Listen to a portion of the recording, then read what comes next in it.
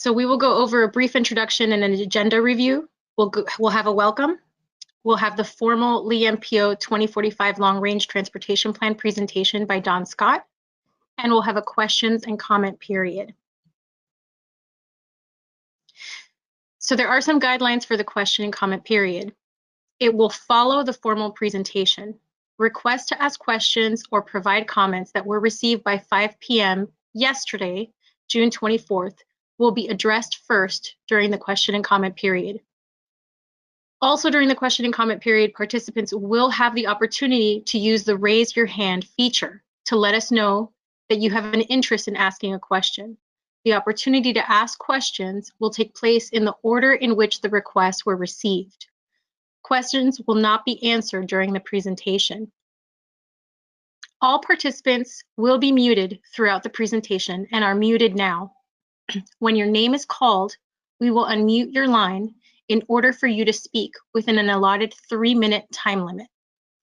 You can also choose to type in your questions. We have a questions chat box, and we will read those questions aloud for you if you choose. Only one person at a time will be unmuted. If you have self-muted, please be sure to unmute before speaking. You'll be able to tell red. If the microphone is red, you are muted. If it is green, you can speak and will be heard. If you are calling in, you will need a PIN to speak and be heard. This should be provided to you when you log in via the computer, and then it will give you a PIN that is unique to you to log in. You also have an access code, but these are not the same number. And if you have any questions with audio, you can send in those questions as well. We will continue to provide opportunities to speak through 7:30 p.m. If you have expressed interest in asking a question or sharing a comment, but did not have opportunity to speak during the meeting today, you can submit your question or comments to info@leempo.com or call 239-244-2220, and they will be included as part of the public participation process. So here are some quick GoToWebinar instructions. This webinar is being recorded and will be available with other materials on the Lee MPO website. You will remain muted for the presentation, and then you will be self-muted during the comments and question period. This right here is the raise your hand feature circled in red. The questions box is right here, and you can switch between computer and phone audio options here. Again, all this information is also available in the handouts section if you need it for reference. And now I will hand it off to Don Scott to start the presentation. Welcome to the Lee County MPO Long Range Plan Virtual Workshop. We have a short presentation up front providing background and timeline for adoption of the Long Range Plan. The Lee MPO Board is the final decision maker on the Long Range Plan, and they include City Council members from each of the cities as well as the 5 county commissioners. The Long Range Plan includes the transportation improvements that are planned to be undertaken out to 2045. The plan is updated every 5 years and includes all types of travel. The projects need to be included in the Long Range Plan to seek federal and/or state funding for those projects. The goals of the Long Range Plan are for safe transportation system that is financially feasible, sustainable, addresses the changing environment, and supports technology elements for improved mobility. Evaluation criteria is used to preliminary prioritize the projects, with the final project priorities being pursued and approved by the MPO Board. Schedule-wise, we'll be having a cost-feasible workshop near the end of August, with the adoption of the plan by the board in December of 2020. This is the future land use map that includes where residential, commercial, industrial land uses will be for transportation impacts, where productions and attractions for trips will occur. This slide includes the environmental and natural features that impact future transportation improvements by avoidance and mitigation. This shows the population growth over the 30 years at about 74%, with much of the growth happening in Cape Coral, Lehigh, and South Fort Myers.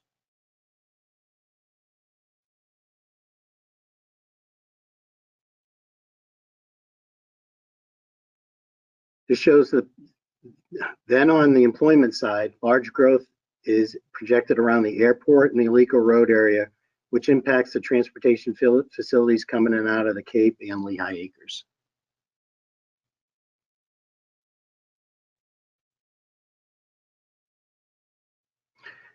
This is an important slide here. This shows the roadways that are not going to be widened in the plan due to local policies, environmental constraints, existing neighborhoods, or other constraints that have been applied by the local jurisdictions. So anything in red on that map.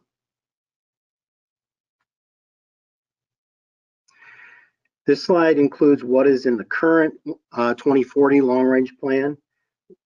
Some of the projects are completed or underway, like State Road 82 out past Daniels, and others were further out in the future. This slide includes the transit cost feasible plan that was not a whole lot over the existing route system and frequencies due to constraints on funding.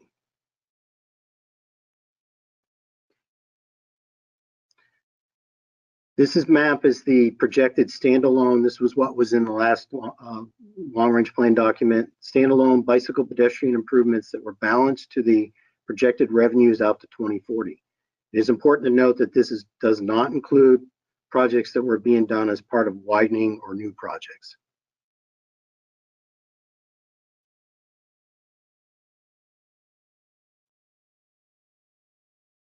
I think you got one more back.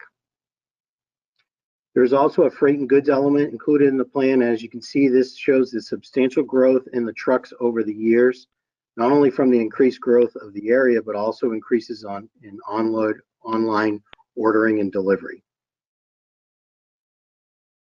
The plan will also include a congestion management element that identifies the traffic operations and other system management improvements that helps improve the operations of the existing transportation system.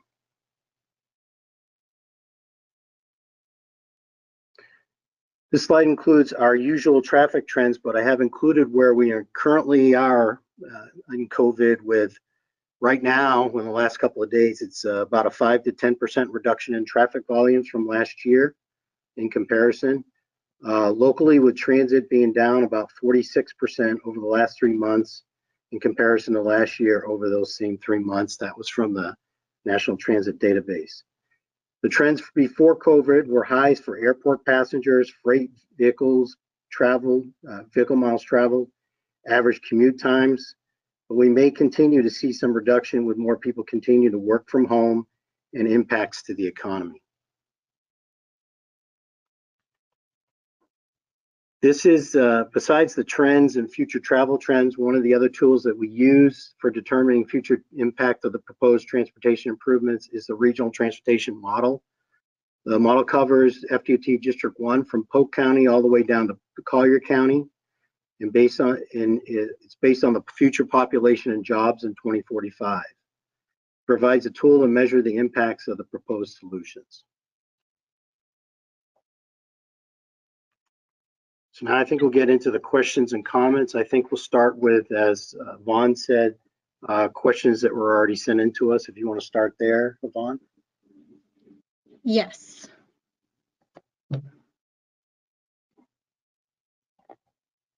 So the first questions that we received were from Thomas Cannell.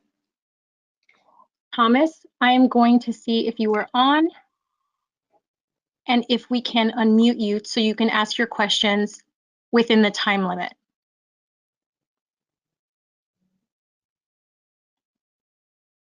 And just to introduce our panelists very quickly today, as you know, Don Scott made the presentation. He's the Executive Director of the Lee County MPO. We also have Ron, who is the Transportation Planning Administrator for the Lee County MPO. Wally Blaine with Tyndale Oliver, Ned Bayer with Volkert Engineering, myself, and Estella Silva, the Transit Element Consultant for the Tyndale Oliver.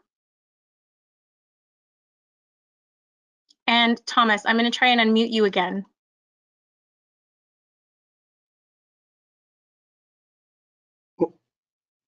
Are you there? Hi, Thomas, can you announce yourself just so we can make sure that your microphone's working? We're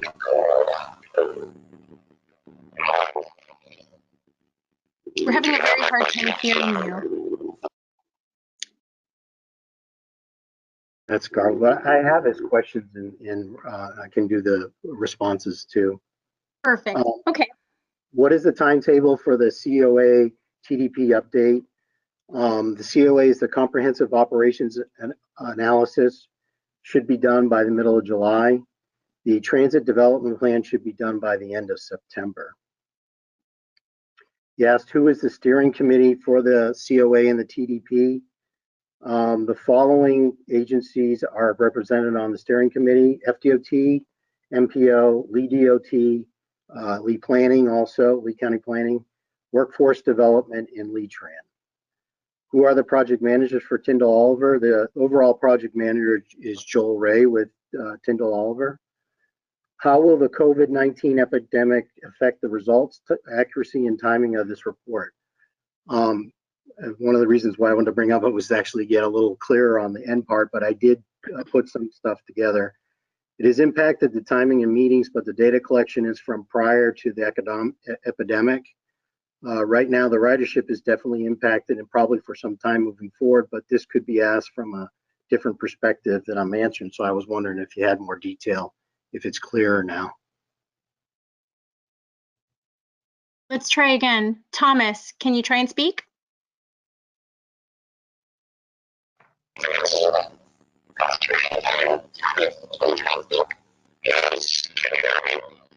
No, we cannot hear you. You may want to try to log in using your phone and the call-in number that's provided. It's very garbled. It's very garbled. You can also try and type in your question. If you have any follow-up responses, you can type those through the question chat.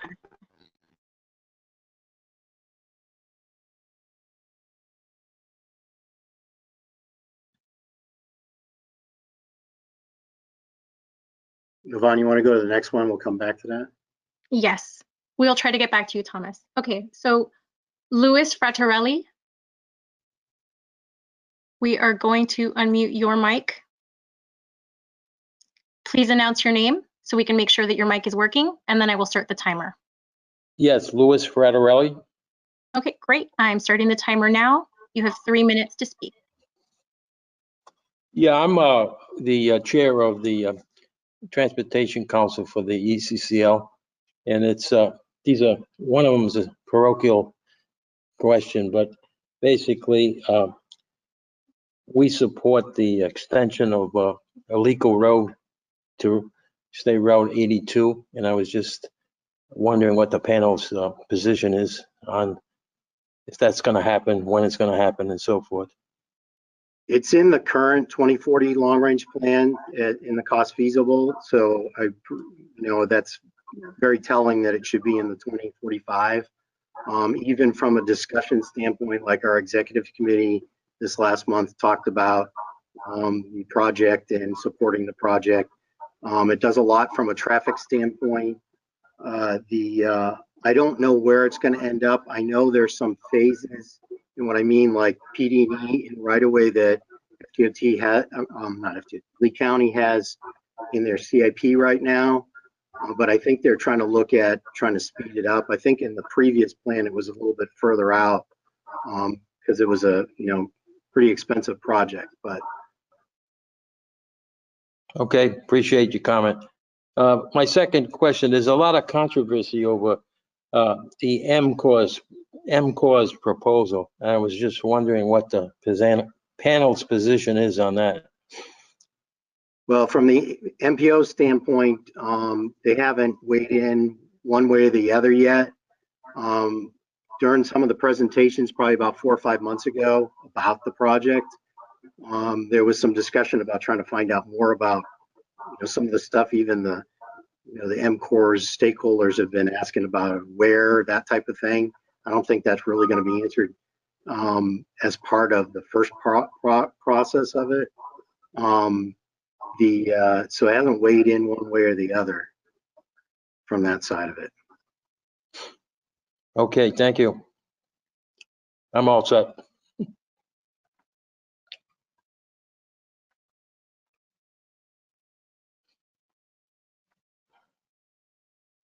Yvonne, I think the next one might have been that we got in was from David Urick.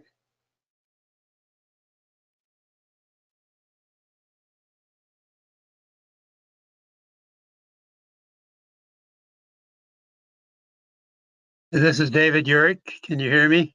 Yeah, we can hear you, David. Okay. I appreciate the opportunity to speak. I guess I'm sort of a broken record on a couple of these topics, but I'm going to say them again. I think it's very important that we connect the end of Kismet Parkway, where it stops right now, to Burnt Store, and that would allow the neighborhood of El Dorado and Van Buren to resume a normal neighborhood hookup instead of being a bypass of what is now becoming a largely developed both north-south on Burnt Store and east-west on Kismet Littleton.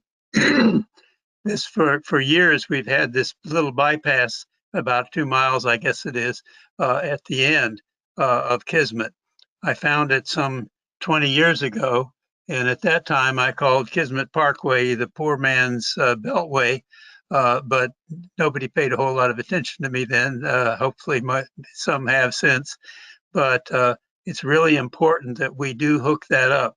I would like to see us just at least study the possible alignment and cost of connecting Kismet to Burnt Store. The neighborhood in Van Buren, as Kismet becomes more and more an artery, east-west artery across from I-75 at Bayshore to Burnt Store, and then if you wish to continue on a connectivity to get back onto I-75 at Tucker's Grade, you only have actually a 4-mile connection to US 41, 6 miles actually to the interchange. But we need to have connectivity on existing roads, and I think it's very important that we put this in a long, I'd like to see it sooner than 2045, as you know, Don, but I feel like it's certainly timely to have it in the 2045. I don't know. I think there are some folks that at least are becoming aware on Van Buren that they don't have to live in the traffic pattern increase that they're faced with. But as you know, also, I'm in my mid 80s and I'm not taking on any new, if you excuse the expression, windmills. So those folks there are on their own. But I do feel like I need to say a few things in this manner. Thank you so much for the time. So we did, in one of our model runs, we did model that. I haven't seen the comparison, like for instance, what you're saying of what it takes off of the other route essentially versus the new route. And I don't have a cost estimate for it yet, but I think by the time we get to our next meetings, round of meetings of committee meetings and stuff, we'll have that information so you can see that. Don, this is Wally. I do have a little bit. We have seen some of those results. Like you mentioned, we have tested that connection on Kismet. And really what the impact looks like is it's about 500 to 1,000 daily trips that are shifted from the Diplomat Parkway corridor north to connect along Kismet over to 41. So it is a little bit of a more direct route. But from a traffic standpoint, the model is not suggesting that it is a big shifter of traffic.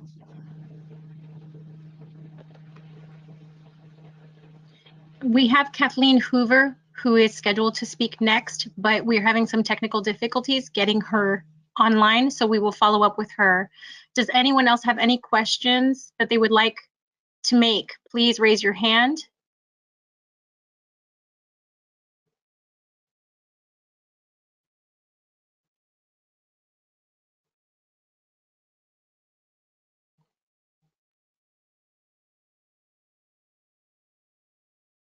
Okay, I see Jim Worster, you have raised your hand. You are unmuted. Please announce your name. My name is Jim Worster, and I'm on the CAC. Your timer has started, Jim. Thank you. Okay, thank you. This is something that our community, we live in Bonita Springs, along two corridors, both I-75 and the Tamiami Trail. The communities and private residences along both of those routes through Lake County have been hotspots as far as development for the last several years. And the noise problem that creates is really detrimental to a lot of the communities.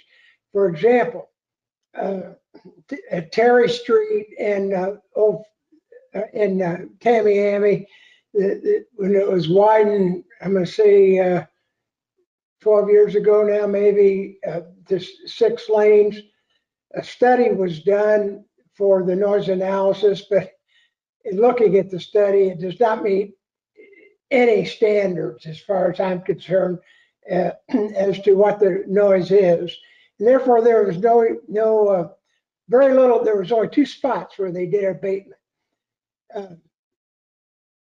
Along the interstate, there's going to be opportunities that they can study as they do lane improvements or additions on the interstate. But on Tamiami, we're kind of stuck with what we've got, and trying to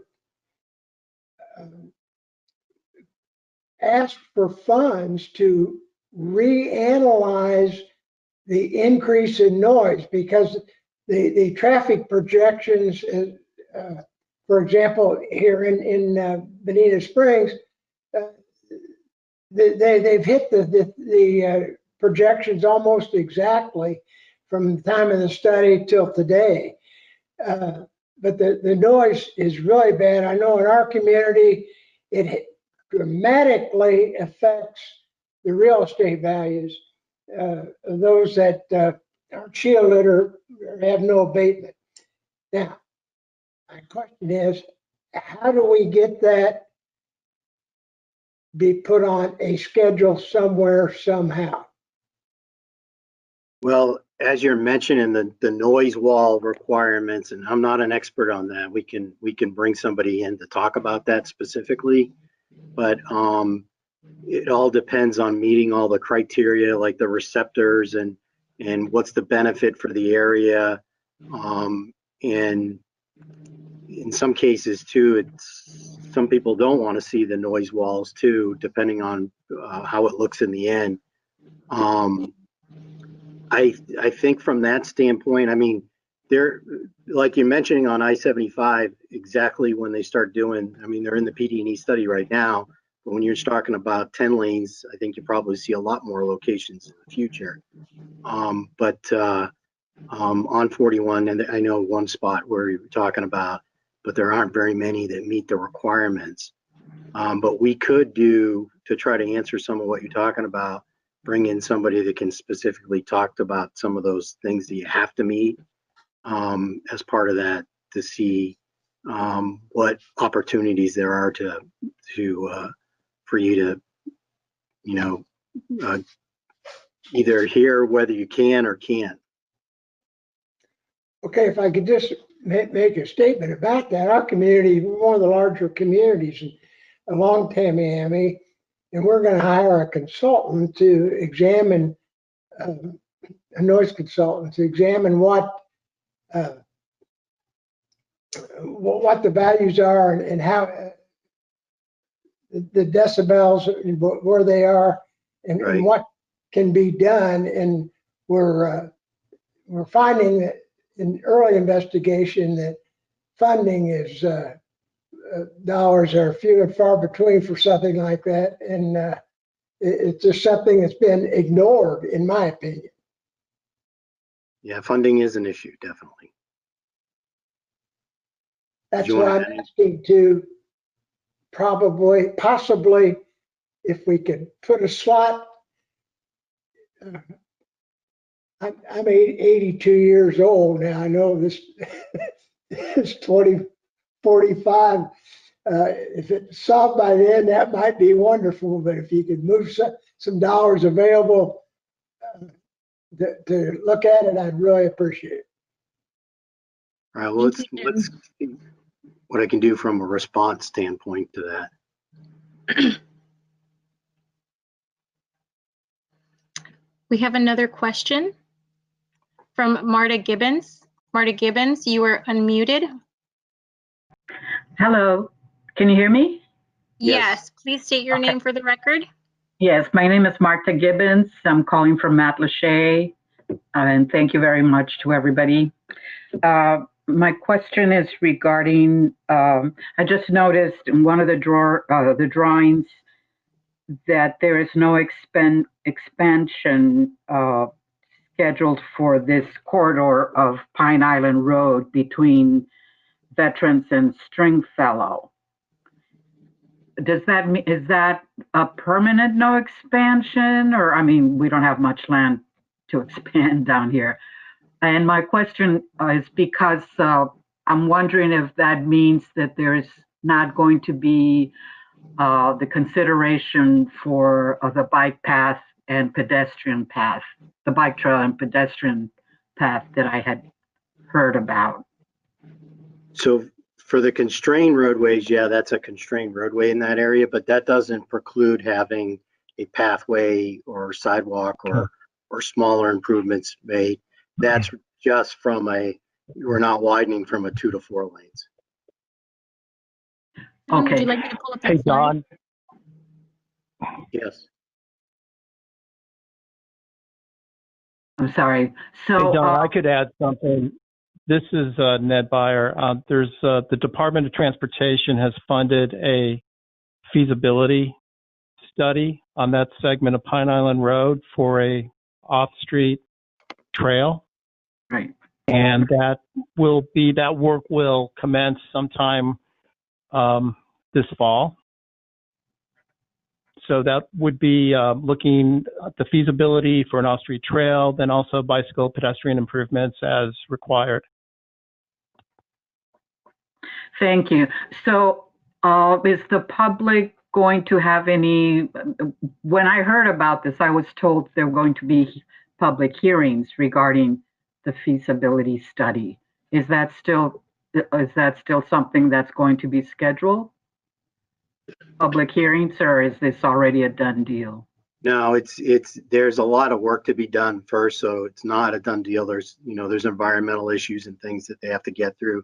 But yes, they'll have some, probably a public workshop, and then if it gets to the point of later on in the PD&E study where they can move forward, it'll have a public hearing, yes. Okay, great. Thank you very much. Appreciate your assistance. Thank you. At this time, we don't have any other questions. Does anyone have any other questions that they would like to add?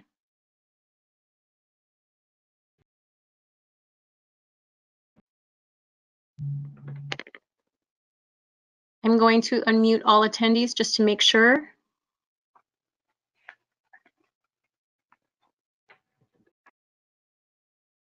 All attendees have been unmuted. You may be self-muted. Okay. This is Dave Urick. I just wanted to add for Wally. Are you hear me? Yeah. Yes. Okay. For Wally, I had always thought that Littleton, as it's improved under the current Lee DOT plans, was the better route because it actually connects all the way over to business US 41. And the problem with Diplomat is it stops at US 41. And business US 41 is soon to be a bypass. We don't put up any signs to these things. They're secrets that you learn as you go along.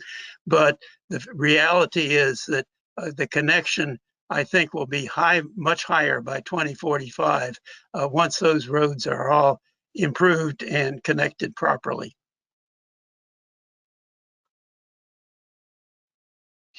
Yeah, and just to kind of comment on that, when we run the travel demand model, it doesn't have every local neighborhood collector. It really has the higher functioning collector and arterial road system.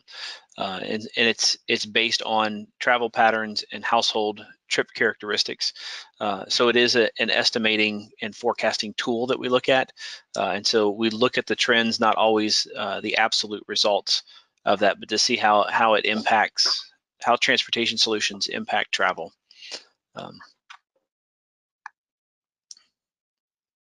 Hi, David Murphy. I see that you have raised your hand.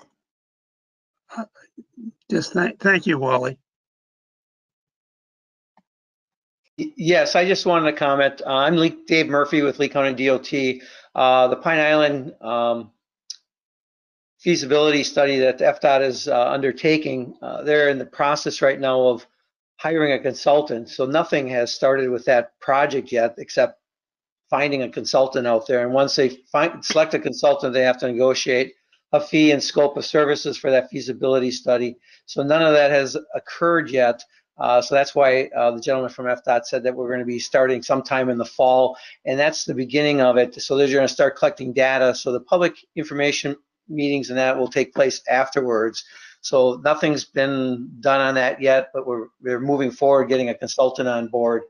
The other thing I just wanted to comment on real quick was the Alico extension. Lee County DOT and Lee County has budgeted money for design or the beginning of a PD&E study.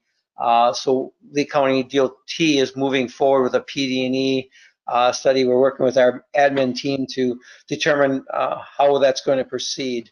So that project is very important to Lee County, and I think the whole area for another transportation link from Lehigh down to our south border. So that is something high on our focus, and we hope to be moving forward fairly soon with a consultant selection and get that going.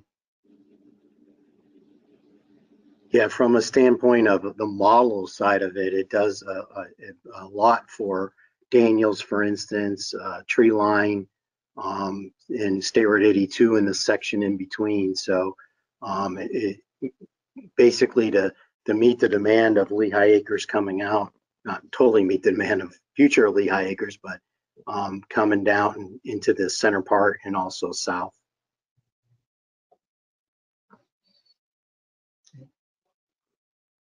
Thank you, Dave. I see Persides has raised her hand. Persides, are you still available? I've unmuted your microphone. Yes, thank you. Wally, I want to just to mention that this is Persia Zambrano from the city of Cape Coral. We did an analysis between Diplomat and Kismet, and your findings are consistent with our findings at the time. We did this report, we used the travel model also to do some testing to see whether it was worth to make the Kismet connection.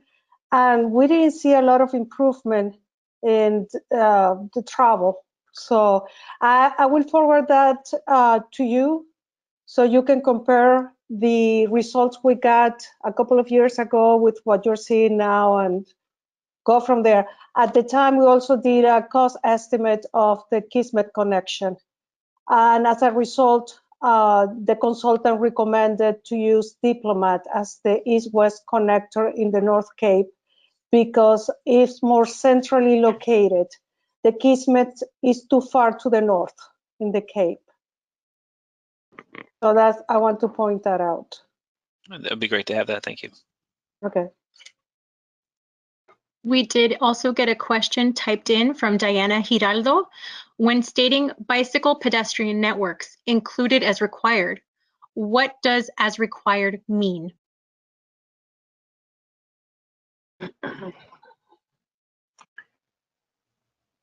In the purposes of what I said, I guess that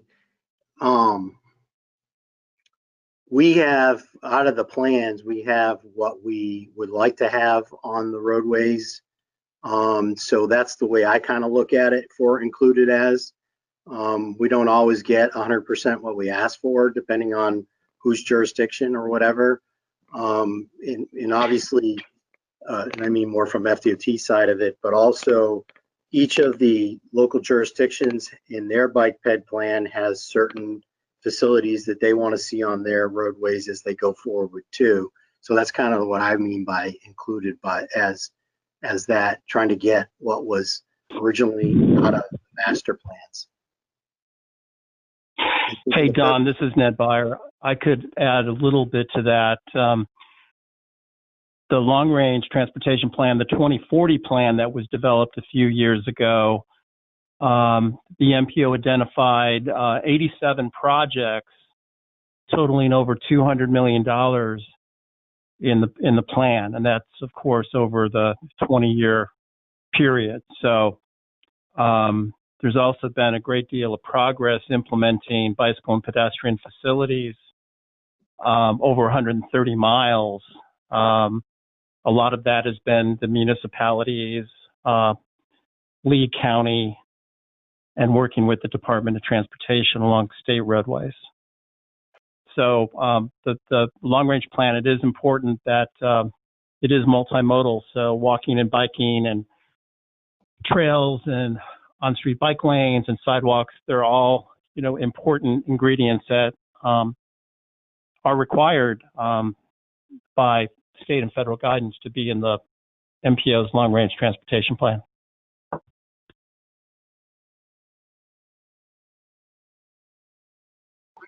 Thank you. We've received another question by Joe Gallagher. Joe Gallagher, you are unmuted.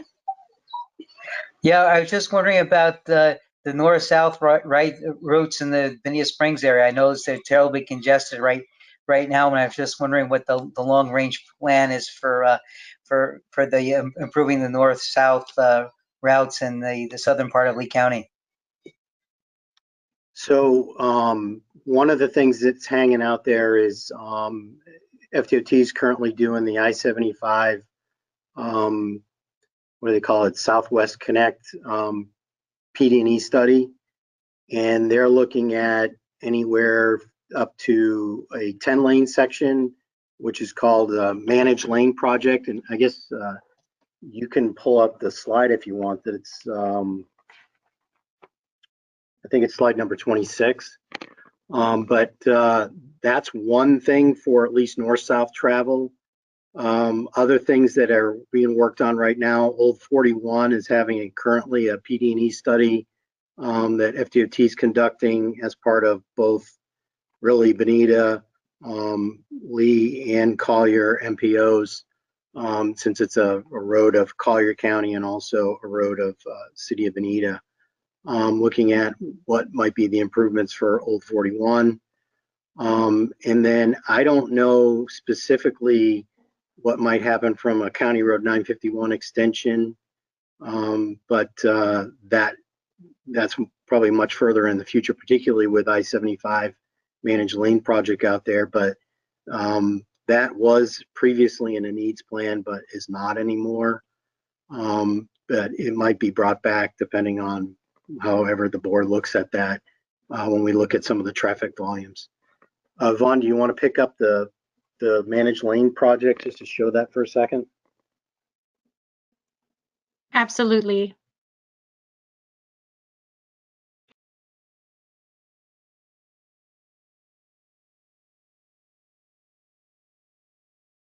It was slide 26.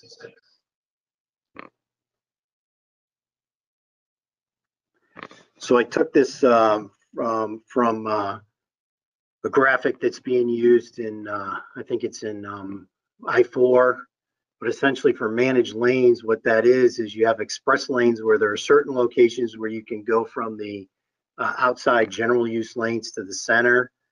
And the thought behind all this is that you have a toll in the center that adjusts based on the amount of traffic that keeps moving all the time.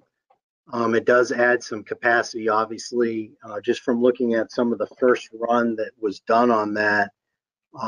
We had about 128,000 on the main line, which would be the outside portion of that, and about 32,000 that were being carried in the center portion of that.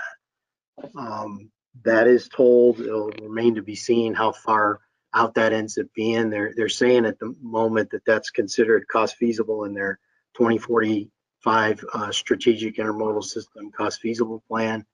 But that would make a big difference out there for north-south travel. Now, one of the things why 951 is still being talked about is that FDOT has said that it's hard to make the current interchanges work with 6 lanes.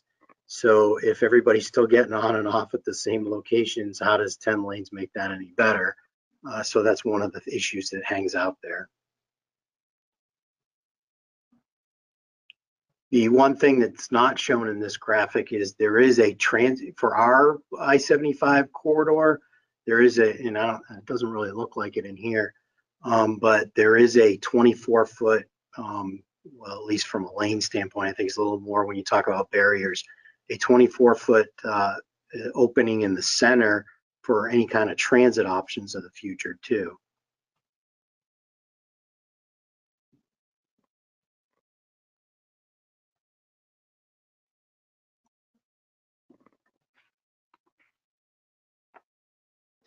Hey, Don, isn't there also PD&E going on at US 41 and Bonita Beach Road? Yes, there is. Look at that intersection too. You're correct. Thanks, David. We also received a question from Diana Giraldo again. Are the linear parks adjacent to railroad tracks and Vision for Greenways and Trails initiative part of the plan?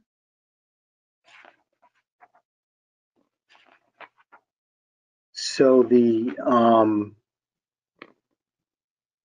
don't you just go to slide 29 for a second too.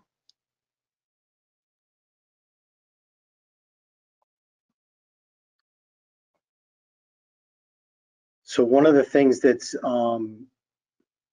it's out there right now is there's money for next year to look at the rail corridor itself in the Bonita and Estero area, to have essentially a greenway in that location. It's really from Bonita up to the money for Bonita up to Alico Road, and then trying to connect that into John Yarborough further to the north. Right now it's currently being scoped, so by later summer we'll be reviewing this, you know, through the committees and stuff, the scope of services for that. I think that ties in. I'm not sure if there's other locations that you'd be referencing from next to it in other locations, but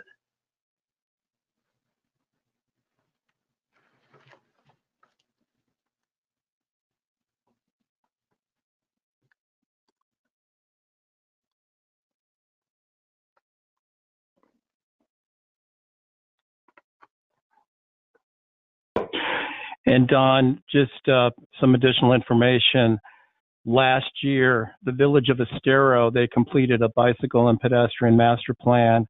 And within that master plan, they identified the rail corridor through the village be developed into a trail. So they were supportive of that, and they're supportive of the MPO efforts to further study that concept.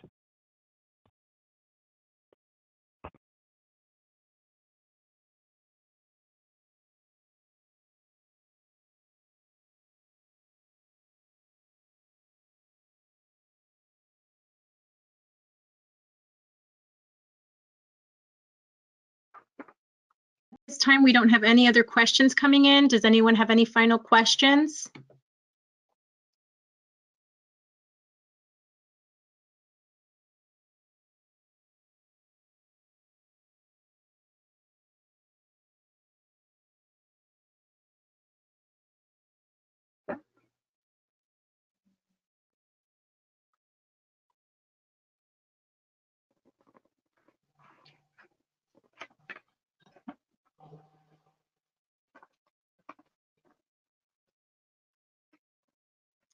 Barry Friedman, I see that you've raised your hand. You are unmuted.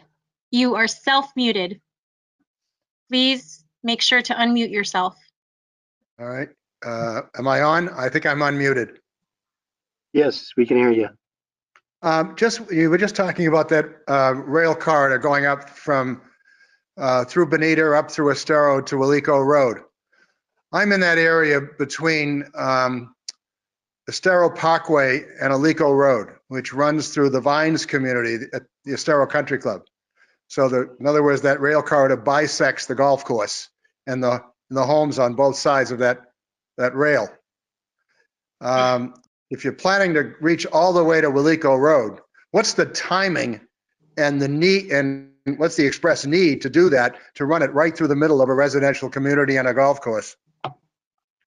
Well, the timing I don't think is as important as the part of we're trying to connect in with John Yarbo, but because of some of the issues that were raised previously, and I don't know what happens from the study side of it, there is an alternative to bring, when it gets to I think it's Estero Boulevard. Estero Parkway. Yeah, Estero Parkway, sorry. Bring it over to Three Oaks and then up and then over back to, as part of, what is it, the Land Opportunity Trails, instead of the Sun Trail Network, Land Opportunity Trail, just in case that can happen. So there are some other options in there. What about, isn't there an option to go through the utility corridor at some point, which would be further west or not? To the west. I don't know, was that, Ned, was that in the master plan down there? Yeah, it was. I think the gentleman's referring to the utility corridor just to the west of 41. Right. Yeah. And yeah, it was looked at, and it is in the Estero bike ped master plan. So it is a north-south option. So it sounds like there's two alternatives. You could go east or west of what is now the rail corridor that runs through the Vines. Yeah, and that was raised previously, so that's why we ended up getting that on the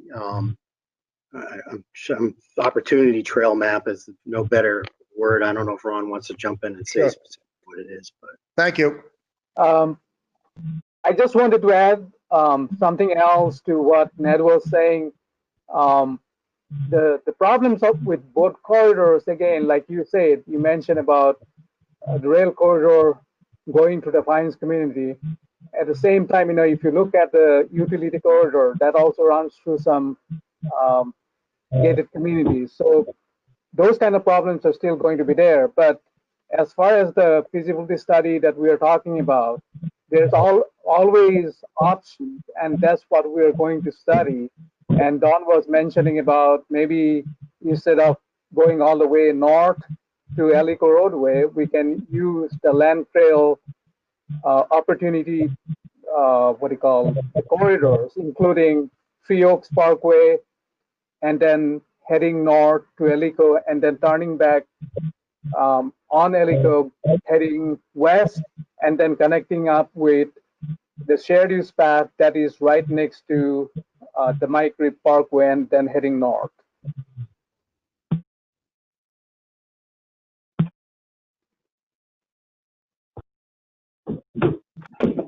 Thank you. We do have another question that has come in. What about reversible lanes on I-75? so the one thing and we kind of looked at that, and I don't know, maybe FDOT might be looking at when I say the I-75 PD&E study for managed lane, they've also said it doesn't necessarily have to be managed lanes. It could be something that's different than that, but that's kind of the model that's being followed around the state right now. But when you look at the traffic, it is, more going south in the morning and more going north in the evening, but not as much of a split as you would hope to do for reversible lanes when it's been looked at before. Can probably look at some new numbers to see it, but it wasn't as unbalanced as it appears when you're driving it.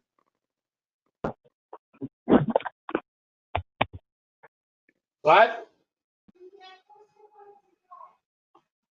No. Did Thomas Cannell, was he able to get back on there?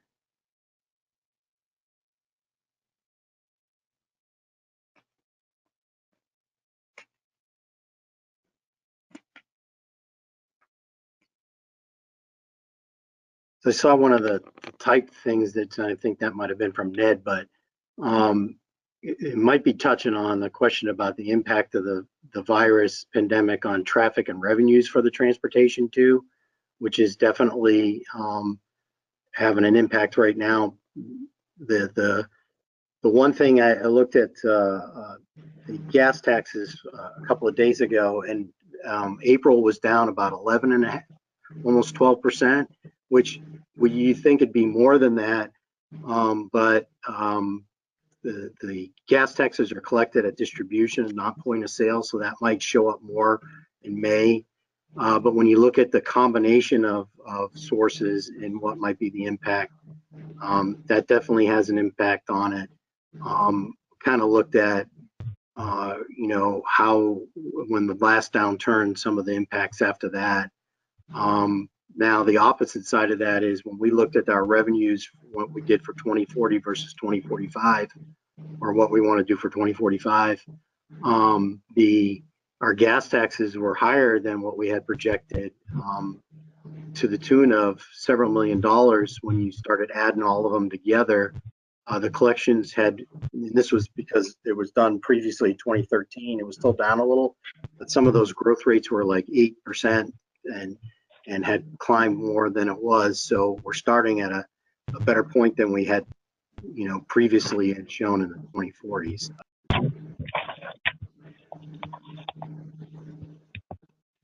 We were having some technical difficulties with Kathleen Hoover, but she has now been able to join the call. Kathleen, you are unmuted.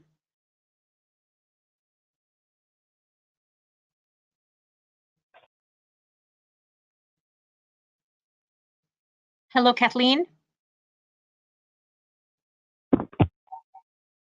We'll try you again in a little while. It seems that it's still not working. We do have another question from Louis.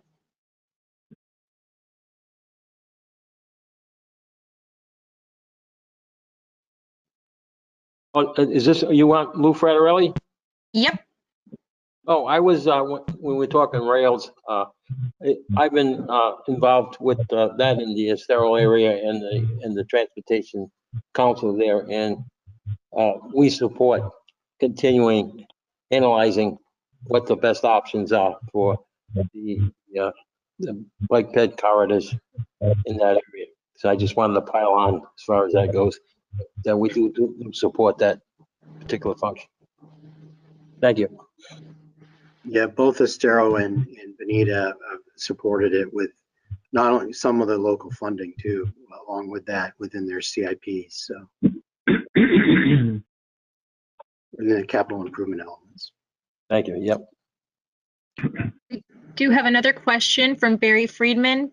Barry, you are self-muted. We cannot hear you. You'll need to unmute yourself. No, I didn't have another question. I'm done. Thank you. Oh, okay. Thank you.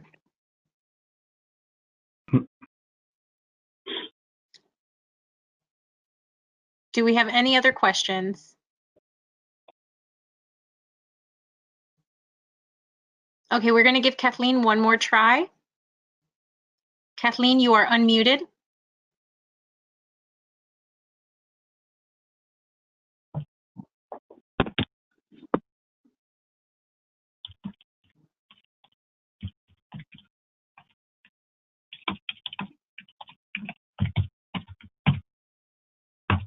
It appears it's still not working. We cannot hear you.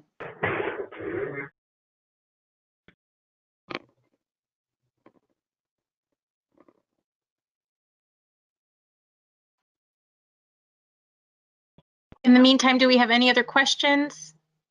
Don, is there anything else that you would like to add? We did have a couple questions come in from our panelists regarding the LRTP 2045 coordination with FDOT and other MPOs and municipalities.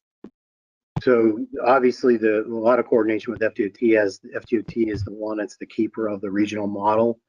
And they're involved in a lot of our meetings as we go forward, and provide a lot of the background data that we need as part of the process.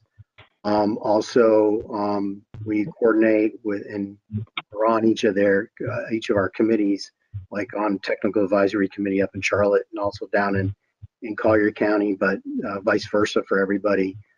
So they get opportunities to speak about ours, and we get opportunities to speak about theirs, and be able to make sure that our coordination is that on roads crossing. Obviously, for south, it's whatever we're doing with with an FDOT with I-75 or Old 41, and then on the north part of it, whether it be Del Prado extension or some other type of facility on east-west in Charlotte County as part of that process. So there's a lot of coordination between those communities as we go forward.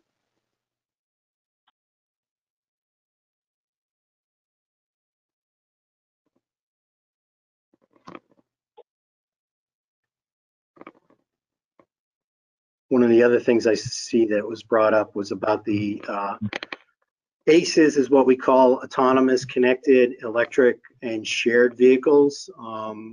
Last time around, when you updated the long-range plan for autonomous vehicle, it had one page, and that was it. That kind of outlined, these things might, autonomous vehicles might be coming in the future, and you need to address that.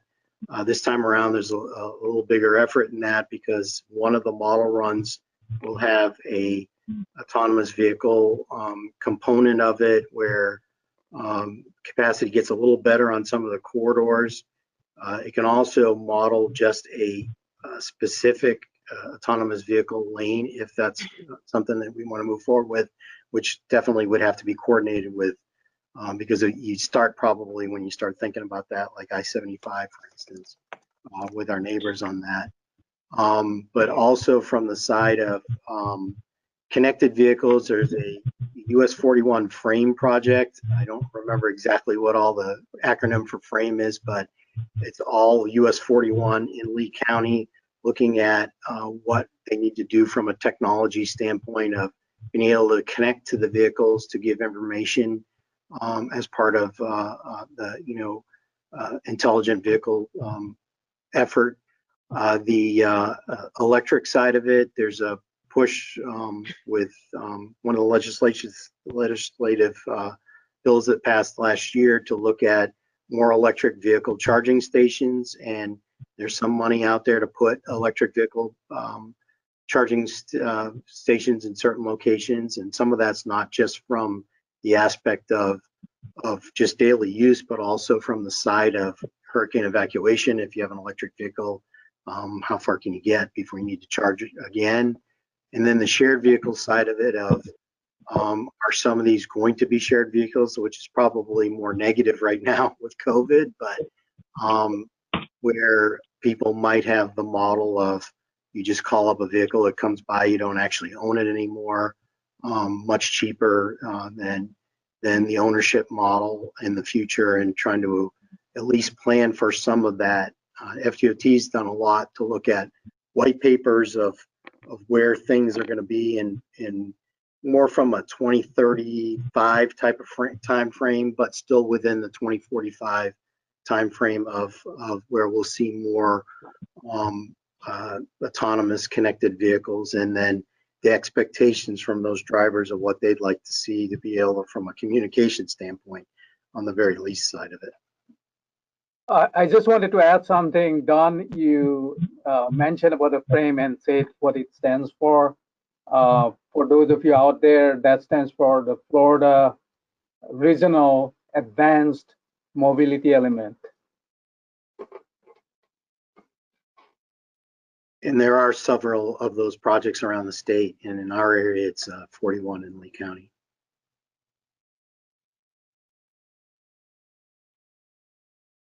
And Don, you had touched on the impact of the virus pandemic on traffic and revenues for transportation. Did you want to elaborate on that anymore?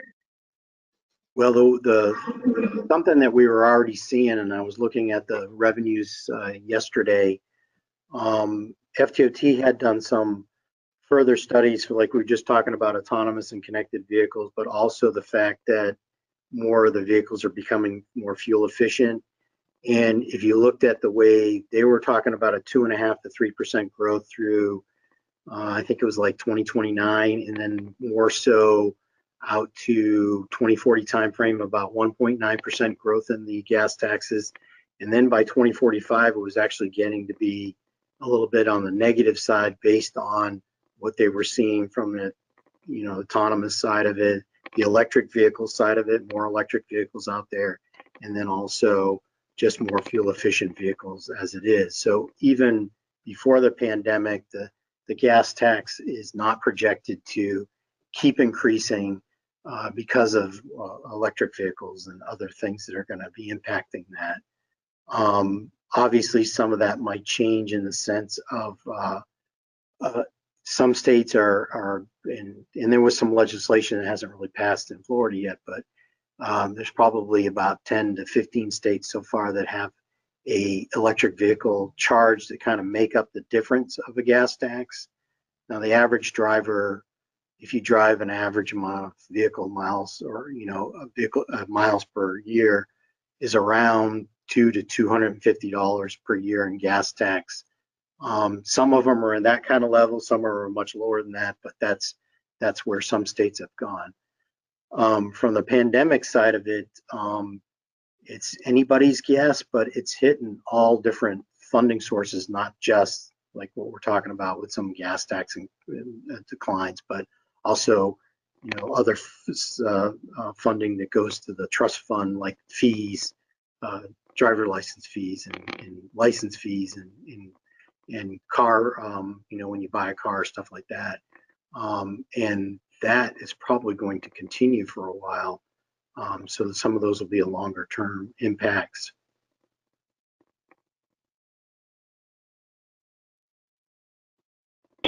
Hey, Don, this is Ned. You were talking about revenues and just the impacts of the pandemic or the impacts of the economy. And I think the important thing to remember about the revenues forecasting over 20 years, it's really not a straight line. There will be, highs and lows. The economy will go up and down. But this reminds me a little bit back in when we were updating the 2040 LRTP, we just came out of the deep recession in 2010 and that time frame. So we started at a kind of a low base, and conditions, revenues were either declining or very flat, and then they do in time generally rebound. So that's one thing to think about for an MPO, especially the cost feasible plan, that revenues over time will probably increase and come close to the projections. Well, and as you're mentioning, the downturn back in 2006, 2007 timeframe, traffic volumes were down around the county about 10% or so. We gained all that back and some before than recent. The one thing noticing from the traffic volumes, the FDOT has a good website where you can look at its comparison of versus what they call like the historical traffic for those time frames. And you can hit it on it right now. It's kind of a real-time thing. It's not all of their stations. It's their permanent count stations, and looks like only selected ones around the state. And there are locations that, like I said, were down 5 to 10%. Some of them are down like only 2% or even close to what it is. But the one thing you do notice right now is when you look at the peaks versus like the previous thing, I'll have a graph that shows over the daytime, the peak hours are definitely down some, and then the non-peak hours might be higher right now than they were previously. During peak, I think people are noticing there's a little, less than what they had noticed before, but over the day, it might only be down 2 or 3, 4%, but the non-peak is up higher than what it was before. We did get another question come in from David Wagley. Well, actually, it's a comment. FDOT Sun Trail funding comes from new license plate issuance.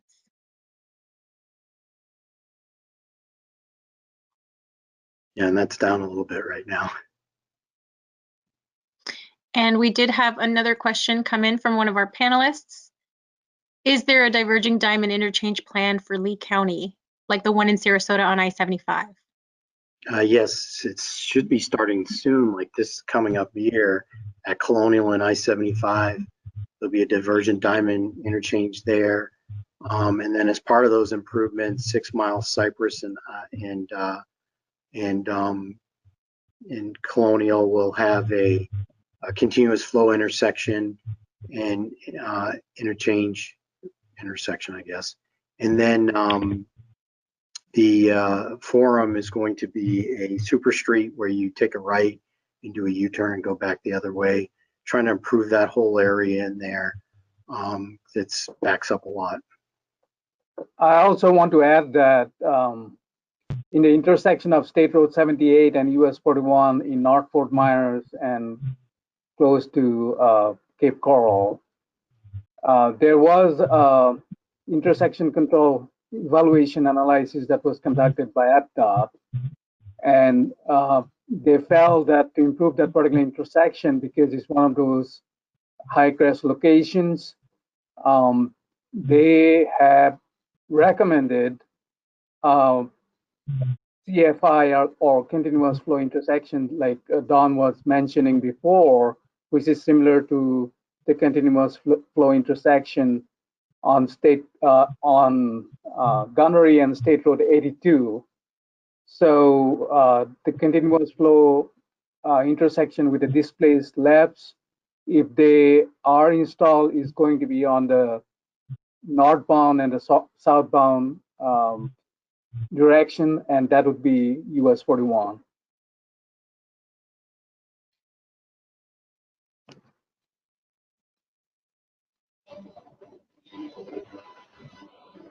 Before more people drop off, let me just touch on the next steps. Hey, Don? Yeah. Can I just comment real quick? I think FDOT is also looking at a divergent diamond at Daniels in 75 in the near future. So they're analyzing that right now too.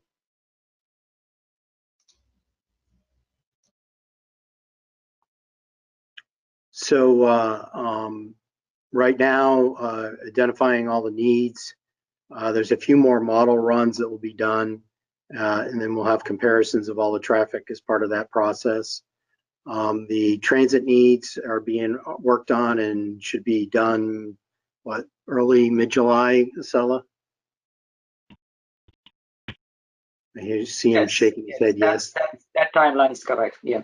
Yeah. And then the start comparing to the revenues and put together a cost feasible plan. I will say that I was looking at earlier, when you just look at, like, for instance, projects that are in the pipeline for on the state road side of it, meaning there are already some PD&Es being done, waiting on design for some of these projects and taking it all the way through construction. That takes up about $350 million worth of funding before you start adding in the other funding. So that's a decent amount and gets you further out than probably some of us want to see some of those projects. So that'll be some of the discussion about which projects are further, up closer versus which ones are further out in the future. And then looking at having a cost feasible meeting, I don't know, maybe near the end of August. I don't know what that looks like at this point. I'm not sure we're back in person or not. And then start, talking with the board and everything in September with some of that, with the, and then with the adoption of the long range plan in December. On December 18th, I think it is. Let me check that.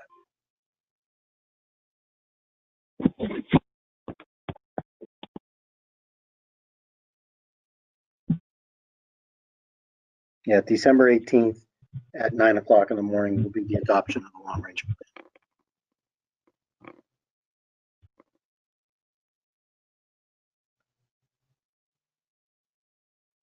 If anyone has any further questions, please raise your hand.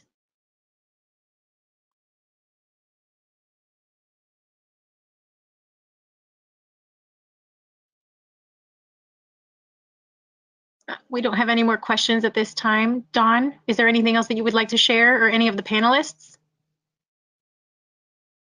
I'm okay.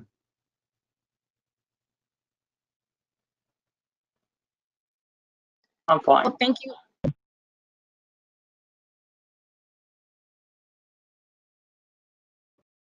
Thank you all for joining this presentation. Don, would you like to make your closing statements? Obviously, you can get on our website, www.leempo.com. There's a long-range plan page on there that has where we'll be putting all the documents. Also, you can watch for when we have our upcoming CAC and TAC meetings and MPO board meetings, where we'll be talking about the long-range plan as we move forward. There are some different aspects of it too that we didn't talk too much about today, like the goods and freight movement study that'll be starting soon, with the same time frame being completed by the end of December. Any other information, obviously, you can contact us, and any other additional questions. Obviously, we take comments all through the end of the year till we get to December 18th and the adoption.